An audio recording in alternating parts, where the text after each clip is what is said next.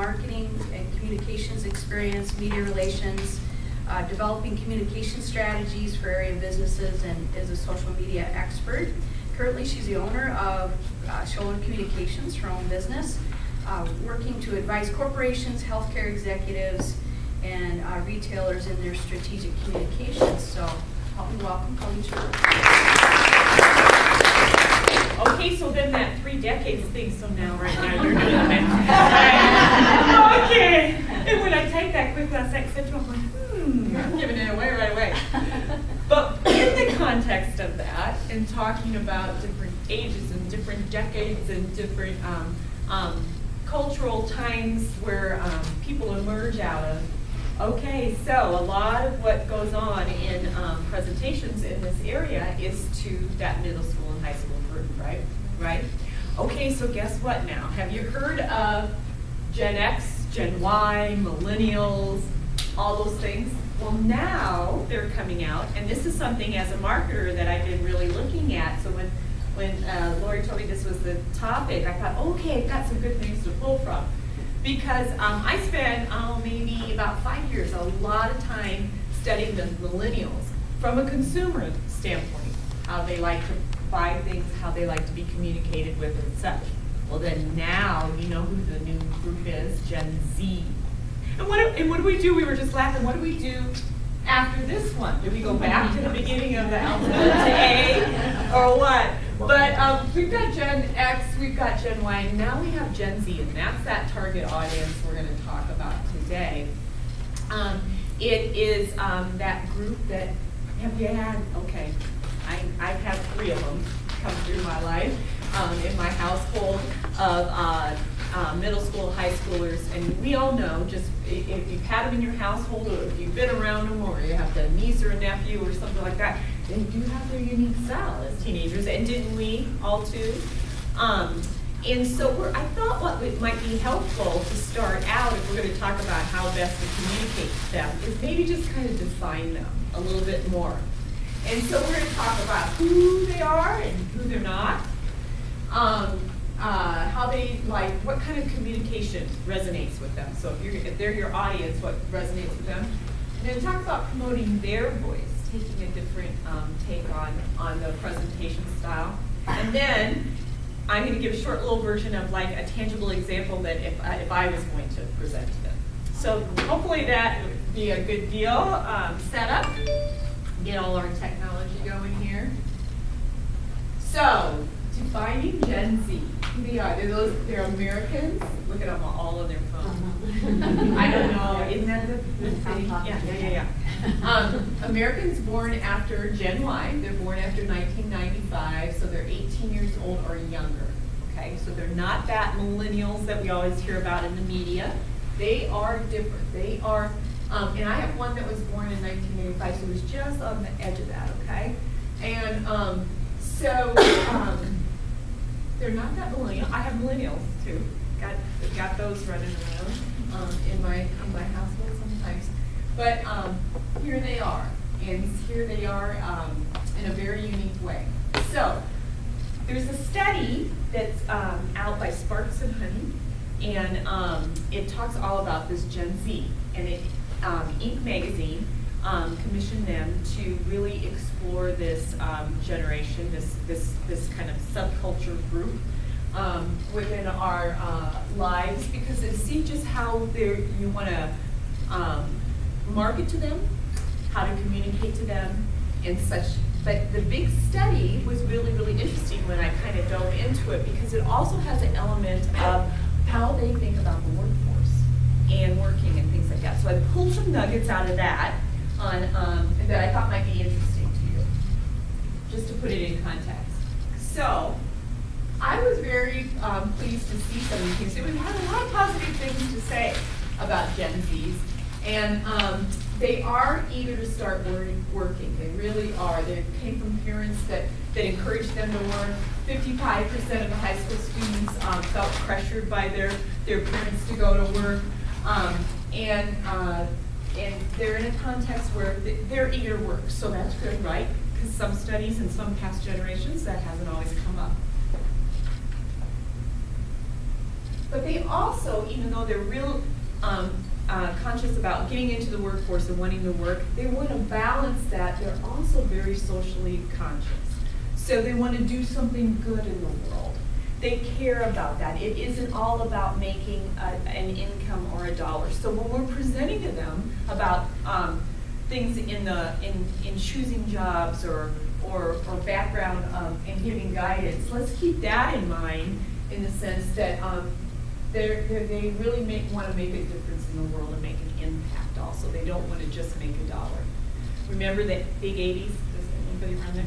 You know, big money, big house, big hair, everything big, and these guys, they don't care as much about that, which is a good thing.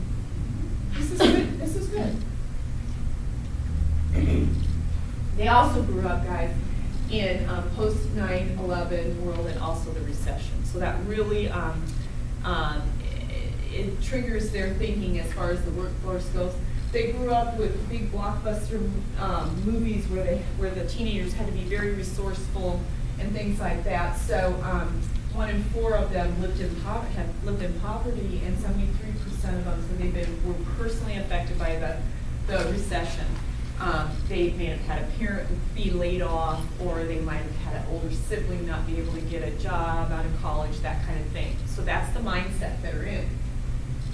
So because of that, they learned that traditional choices don't always guarantee great successes. Okay, so say like my generation, you went to high school, you graduated high school, you went to college. The second you got out of college, you got a job, you made money, you bought a house, you had family, okay? That's, how it worked. And not, probably maybe 90% of the time it did work that way.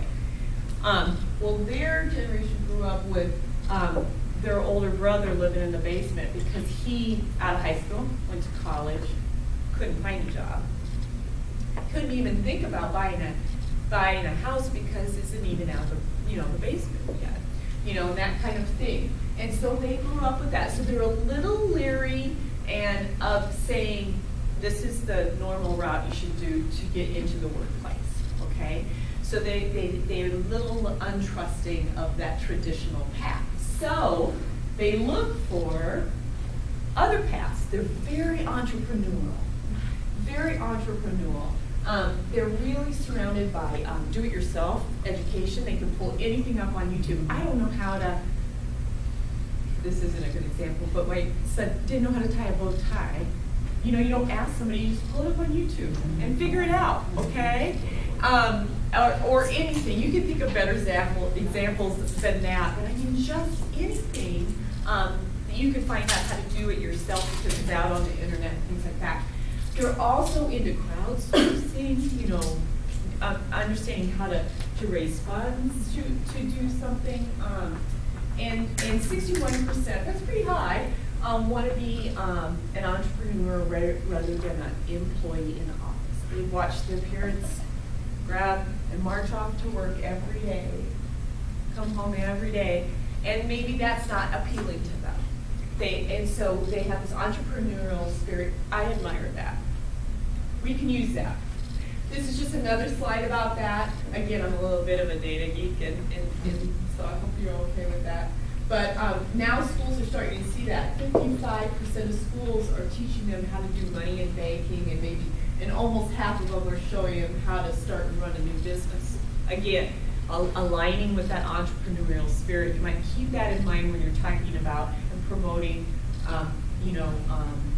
workforce issues. And then, no big surprise. No big surprise here. Okay, so this is on the communications end. We've talked about the nuggets I pulled out for the workforce. This is the main, there's a million nuggets about communicating to them, and we'll talk a little bit more about but this nugget, and nothing's of a surprise here. I mean, their favorite, I'm kind of a social media geek too, because I have to, because I'm in communications and that, but one thing I've not signed up and done is Snapchat. But okay, so they're all into Snapchat, if you've heard of that. But think about it, Snapchat, that's how they communicate. Tweets, only 140 characters, things like that. So their attention spans are very, very short. And we'll also talk about how visual they are. There should have been a slide in there talking about that, but I know from different resources too, and we just know also from Instagram and video and everything is how short text, video, Instagram, that type of thing. So how do we connect with them? So we kind of define them. How do we connect with them? Stalker. How do we connect with these guys? So as far as communication, what works, what doesn't. And the thing about it is I work with, say, a lot of 50-year-old people, executives, and things like that. I think what applies here should probably, we got to get them to apply to that too. So what works is short, clever text, images, video, interaction.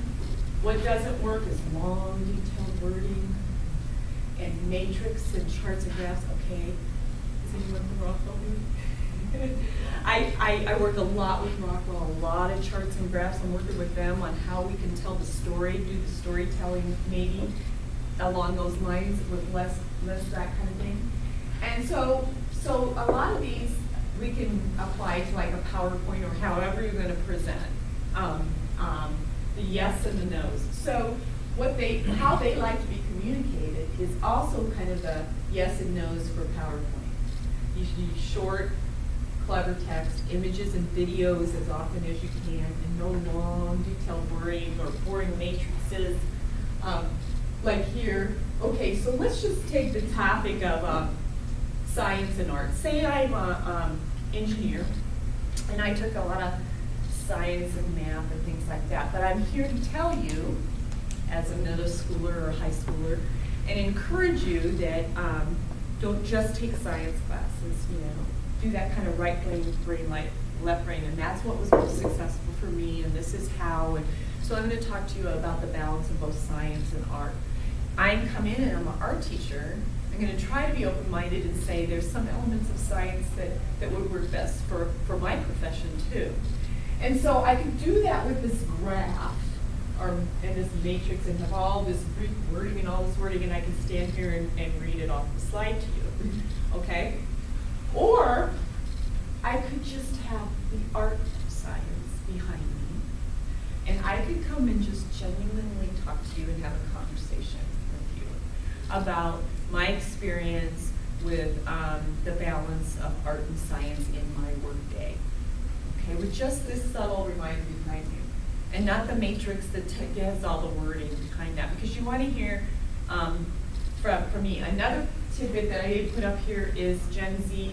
They really like genuine people, and who doesn't? That's why maybe I didn't put it up there, but that was something that came out of the research, and who doesn't? We all do. So we don't need support. Just talk to me. But it's good to have some kind of just simple graphic behind you. You can even do it this way with an image, because they like images, they like photography. Okay, so we're going to talk about the balance of science and art, and then we can just simply have this up there. They're visual. They don't need charts and graphs and lots of words. We can even go like this way and talk about left brain, right brain, and say, I'm an engineer, and everybody thinks I'm here. And I am 80% of my day, but I tell you the most success, pretend I'm an engineer, okay? Okay. But the most successful people I've seen in my field are the ones that have at least 20% of this too, okay? Because we're developing things and we're talking in meetings and we're being creative, even though we are extremely analytical people. Don't forget this. That's a message that would resonate, I think, with Gen Z. And instead of saying that with words on the page, just show a visual. Like that. Okay. So also a few little tidbits about presenting too, and this is to any audience, especially to Gen Z. this is a little bit I like to remind people that we make our very first impressions within the first 7 seconds of being in a room, meeting someone, any life experiences. And it takes another 22 minutes on average to change that turnaround. So let's use our very first 7 seconds, especially with this group. And a way to do that, for those of you that came in early, I don't know, I could play it again, but how about the music when we walked in the room, okay? I saw some of you bouncing over here. You know, I saw smiles on your face. I thought, oh, that's fun. What's going on here? I saw you watching the whole video. I watch videos. I know. Something there. Yeah, it was something good. Okay, so it kind of introduced. It was an introduction. So you're in a help me. Would you mostly be like in an auditorium in school? Could be a classroom. Classroom or auditorium. And they're walking in, and they've been assigned. They're coming in. They're going to be so lame. Oh, I can't wait till lunch. This is so lame. You know, and come and sit down, okay? But if they came in, and we're little ferals up there dancing, and you've got some music, and they like videos, and they like music, right? You've set the tone. And in the first 7 seconds, because they've been to these before, where they've had speakers coming in, but for the first time ever, in the first 7 seconds, this one might be a little different. I might be open-minded to this. I've set the tone. So I'd say that with any presentation, but especially with Gen Z. Okay. And I won't make you listen to Will Carroll. And then you also have to find music that's relevant and clean. So that's why this is a little dated, and I know people might be tired of hearing it. Of course, I could listen to it 20 times a day because the message is great and the images are great, all inclusive. The images that were coming up on the screen were all inclusive, all diversity of people and ages and ethnicity, and that's what I liked about it too. All inclusive, because you want to be inclusive of everyone in the audience. So if you can find that magical something, image or video or music that's clean, happy, and diversely rich, then set the tone with that. And remember, otherwise, because it'll take you 22 minutes, you might be done with your presentation before you turn it back around. So, one thing that I thought might be really good to do is, I'm a big fan of TED Talks. Do any of you ever join? Yep. TED Talks. And so, but we think of a lot, like late at night, instead of watching TV, I just kind of maybe pull up some and just watch them. I think they're inspirational, they're well done, and always genuine. Well, there's a whole section out there here that this is an idea.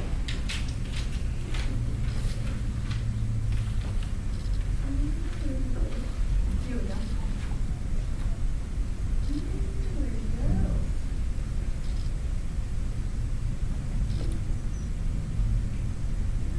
I had it up here. Excuse me.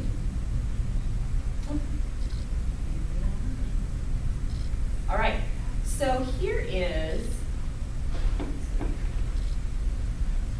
a whole.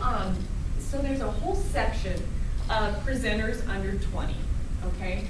So if you were a nuclear physicist, if you were a musician, if you were a physician,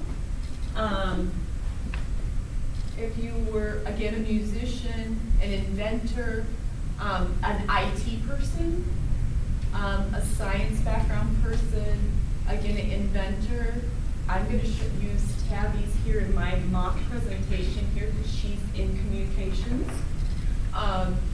And again, more science and music and things like that. If you were out there and you could find a category here to talk about, because, and you'll see this, I'll do this in my mock presentation, but basically,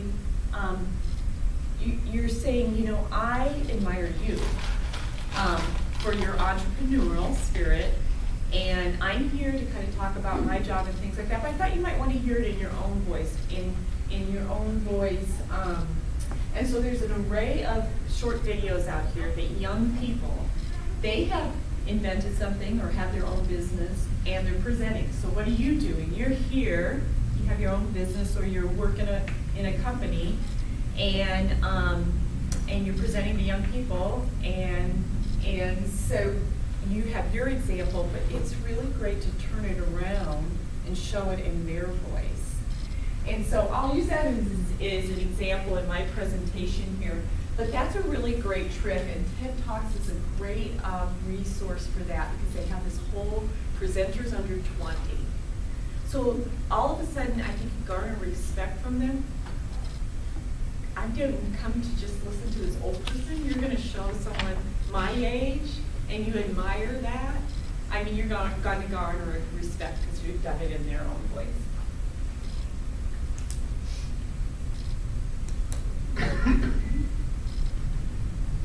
Idea, anyway, that might be kind of fun. Besides, I liked her pink calendars.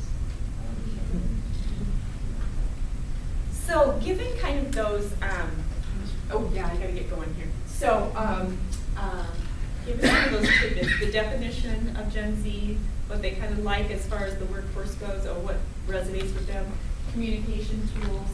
I thought it might be good if I just did a real quick mock of what I might do and some watered down. So I'm pretending that you're all in middle school, okay? And so, okay, we can do that. So I'm going to come in and give an example presentation. Communications consultant. Say what? What is that? So you know, you can do something fun, not hokey, but kind of just fun. You know what I'm saying? I am Scholer Communications. I have, you know, those 30 decades or 3 decades. Yeah, well, really. Let me save it to as well. Yeah, they'll say what? So I'm here to tell you what I do on a daily basis in my industry, and if you have any interest out there in that, I would be happy to talk to you afterwards, and hopefully something here inspires you that if you are along those lines would like to work in this industry, hopefully this helps. So what I do, and I would just quickly go through this, but it doesn't matter what I'm saying, I'm just trying to use examples. So, did I come here and list all the things I gave some real quick little headers, which even those are like executive presentation training. What is that? But what do they like? They like visuals. Okay, so I'm going to focus on the visuals. Okay, I do strategic communications consulting, and really what that means is I work with people and I figure out what the message that we need to convey. You'll see up here in the box. And then all the different channels we have to disseminate that information.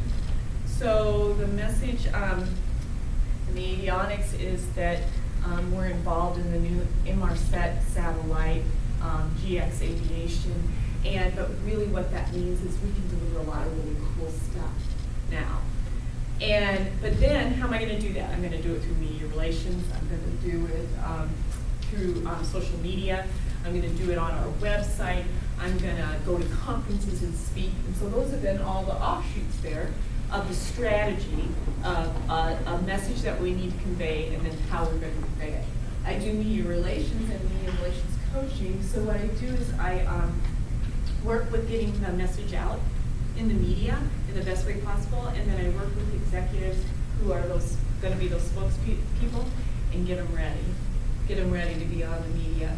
And I put them in a room, and I rent hot cameras, and I put it right on them, and I fire the questions, and then we practice over and over and over again. And how you're going to get that key message out, how you're going to bridge back to your message if you get a certain question. So I coach them on that. I also then do executive presentation training. I work with executives on how to give the best presentation, messaging, delivery, those kind of things. And then I also do featured copywriting, sometimes just for myself in certain industries, just because I like to get pieces published, and sometimes I write for my clients to try to get their pieces published. So I ghostwrite those, or I do them under my own byline. So what do I do? So, and again, visual. Again, I could go on and on and on about all the corporations I work with, all the healthcare groups, you know. I work with like kind of high-techy things, and I work with healthcare things. And that's really all you need to tell them. You know, you don't need all the detail, you know what I mean? And they probably don't care. I mean, they might care that, you know, those are kind of stuffy, and, you know, I suppose you do. But you know what? I also work on fun stuff. I write about yoga and fashion and bubble baths, you know? And so you can do, it's called lifestyle market. It's a funky name, big name for just fun stuff. You get to write about fun stuff too, not just satellites. Those satellites are kind of fun, but so are bubble baths. So it's, again, that balance. I write about the science and engineering things, and I write about artistic things. And babies. So, what I don't do is, okay, so this audience, maybe you've all watched Mad Men on Netflix, and maybe, I pretend you're middle schoolers, you're probably all watching The Walking Dead or something like that, so maybe you've never watched Mad Men, but if you've ever had one episode of it, one thing I don't do, in all the years I was in the ad agency, I never smoked all day long in the ad agency, and don't any of you either. All right, you middle schoolers, you know, not good to smoke. So you learn what I do. And what I did not ever do once in my ad agency is stand there all day long and smoke. What are they doing this show? It's crazy. So, and also what I do is, okay, I've kind of given you a background about me, but maybe it's good for you also to know from my perspective who and what I admire. And I admire all of your entrepreneurial spirit. I've been reading about it, I've been learning about it, I have great admiration for what you guys do.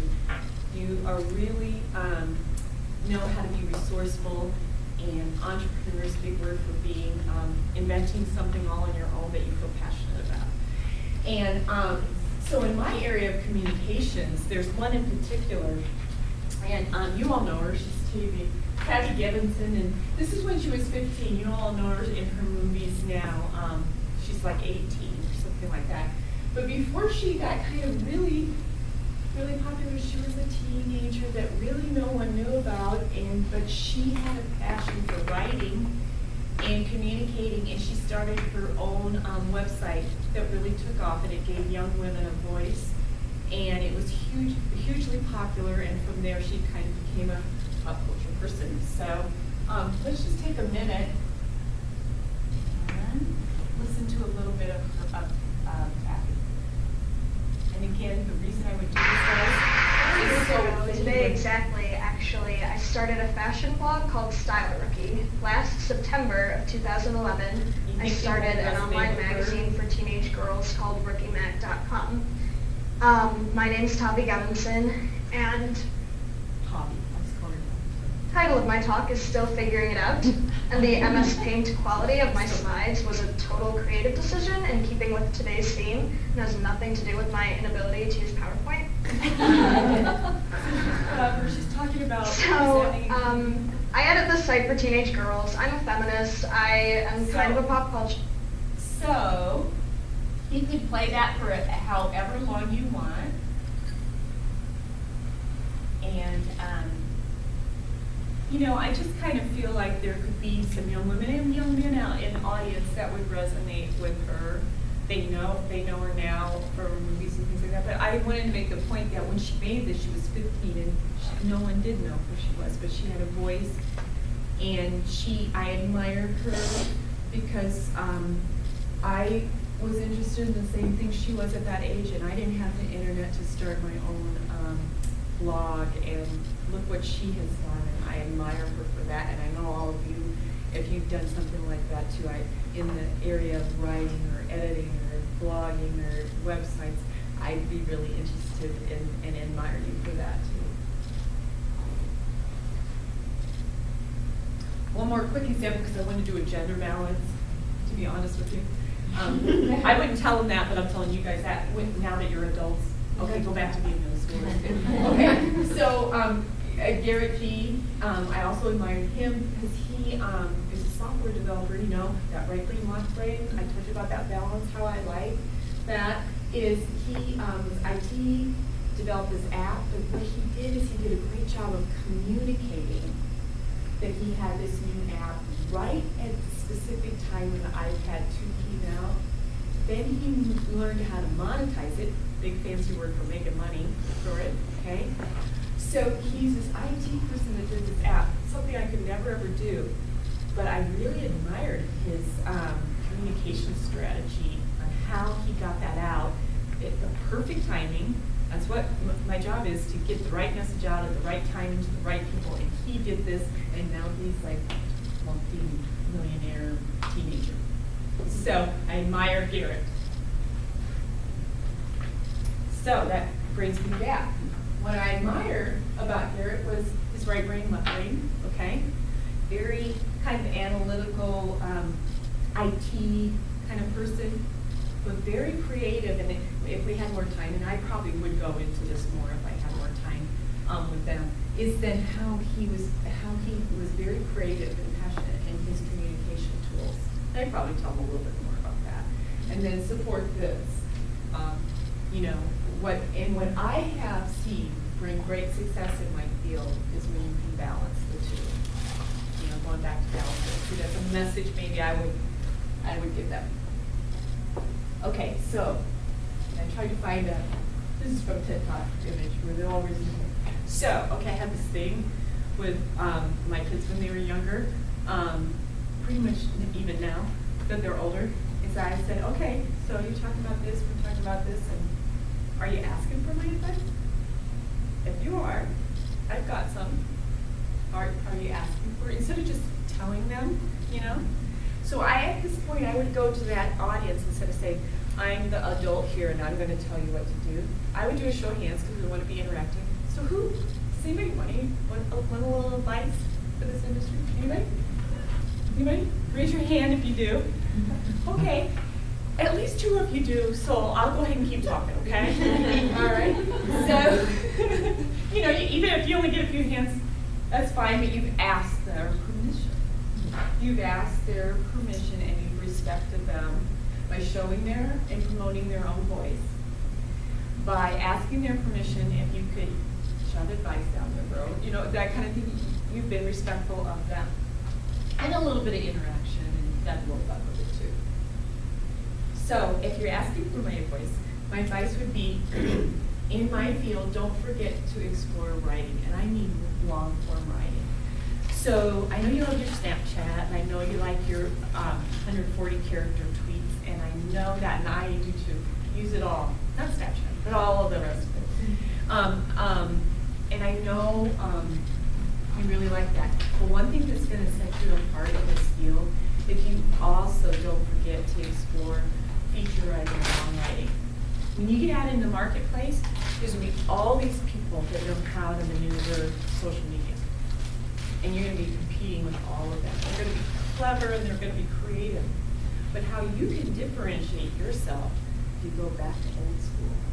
And you can be a really, really good writer, because I have hired many people, and over the years in the creative world, if you could write me a really great email, or you could write me a short story, or something like that, that's what's going to separate you from all the people that can do this. So if you're looking for a little bit, don't forget to just really delve in and research a subject and really write more than 140 characters. If you're looking for advice. Another advice is don't forget and again, find images. Okay, we're back to adults now. Find images that, that have them in it. Not us, but them. So this was a great image, I thought, of a young woman talking to obviously an adult about something serious. Looks like it might even be a transcript there or something like that. Don't forget one-on-one communication. So we're great at burying our heads in our phone. I am so guilty of that. I do that too, and I spend a lot of time on that. But don't forget to look up and have that one-on-one communication. Now, I'm sure your parents have been telling you this at the dinner table and all that. Well, take it away from the dinner table or something like personal and put yourself in the workplace. This young woman is a better chance of getting this great job and this great, cool ad agency where she can look up and smile and communicate one-on-one. So don't forget about that aspect of it. It's so important when we're talking about communications and getting a communications job. You have to get the job, so you have to communicate via email. And then a lot of times in this world, you go out and meet with clients, things like that. And you got to be able to know how to talk about situations. It's that basic. You can be the most creative person on earth, but if you can't present your ideas one-on-one, they're not going to go anywhere. So don't forget that. If you're looking for it. So then just forget about that one-on-one communication and that long-form writing, and know that you can just text me or send me an Instagram or old school email me, and here's my, so don't forget I'm here, and if you have any questions, you can reach out to me. These are the channels, not this one, but those are the channels that they like to communicate from. You can follow me there. A lot of times I put a lot of personal fun stuff out there, but a lot of times I put like a great work article I found or something. I'll tweet it right back out, so if you have any interest, you can follow me on that, and I'll be available afterwards for questions. Okay, so that would be kind of an example of using some of the things that we talked about to talk to middle schoolers, Gen Z. How am I doing on time? A few minutes over. Sorry. So do you have any questions? Comment? When we do an orientation, we do it to a large age range, all the way from 14 to 80-something. Mm-hmm. Would you recommend breaking that up into different age groups and making it more user-friendly for the younger group and more appropriate for the older group? Because I can see where I could incorporate some of this in, but I don't want to kind of forget that I have people who don't necessarily like all of this media stuff. Right. So you're talking about two different target audiences. Yes. And we would have two different presentations for two different target audiences. Mm-hmm. So it's always thinking about your target audience. And would I play some of those videos or use some of those imagery with my corporate 55-year-old male gender? No. But I would with this audience. So I would tailor, you could have the same messaging. And it's, again, it goes back to that, like you have this messaging, but then how do you distribute it? And so you might just distribute it in one tactic this way and in another, because you have two separate target audiences, one message but two audiences. So I would suggest, if you have the luxury of that. I got my job for the next 2 months. Great resource right here. Any other questions for Colleen? Fantastic. Thank Oh, you okay. so much.